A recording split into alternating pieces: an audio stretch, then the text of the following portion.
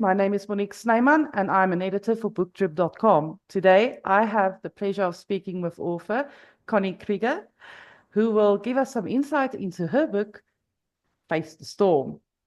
Connie's book is one of the selections available in the Booktrib's book club program for January, and I'm very excited that she could find a few minutes out of her busy schedule to talk to us today. Welcome, Connie. Well, thank you. Let's get to it. No spoilers, but what can you share about your book that we wouldn't find on the jacket cover?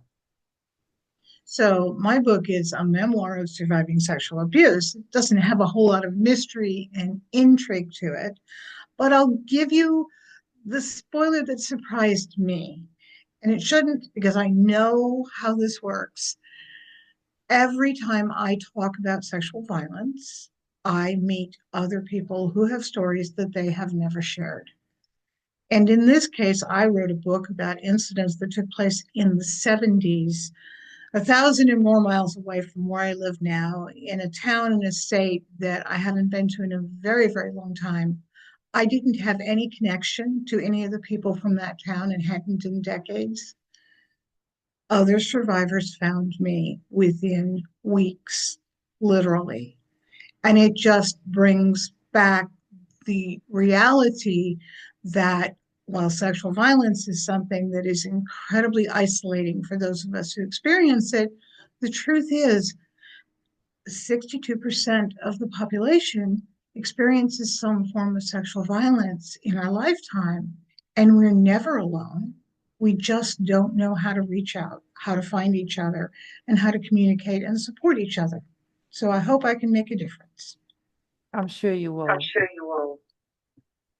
Why would Face the Storm make a great book club selection? Well, again, it's a very personal, it's an intimate story, um, but it brings up a topic that we all have some connection to, and we don't know how to talk about it.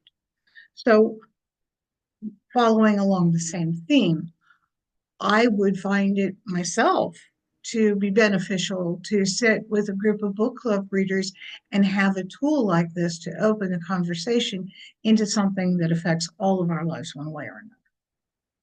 That's true. That's true. And we can all use that type of tool to start a discussion of this magnitude, actually.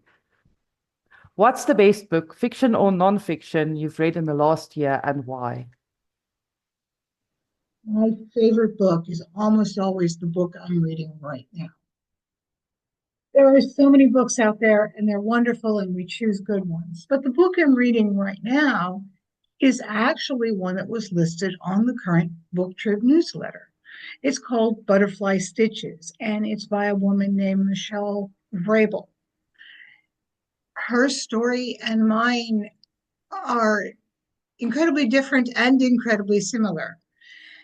And so I'm appreciating exactly the impact that I'm hoping to make, which is, again, hearing another voice saying, this is a thing in the world that if we simply start talking about it, we can make big changes. That's good to know. That's good to know. So, do you have a copy of your book cover? Can we see it, please? So let's see if I'm getting it into the camera right. There we I'm go. only seeing a bit of my camera, so I'm not sure I'm getting it. No, it's I there. will tell you that teal is the color in the United States that some large employers, the federal government, universities use in the spring to represent sexual assault and awareness. And so teal is the color that I will wear and show off whenever I am speaking on this subject. I found when I created a nice word cloud that people I showed it to immediately engaged with what was on the cover, and that's why I chose to continue to use that with the cover that I put together. I love that. Well, I'd love to talk to you more about books, especially yours, because I'm currently reading it. Thank But you. I promised readers 5 minutes, so we'll have to wrap this up so they can go read your book. Thank you so much for spending some time with us. And for more information about Connie's book, please check out the book club page on the booktrib.com website. Until next time, bye.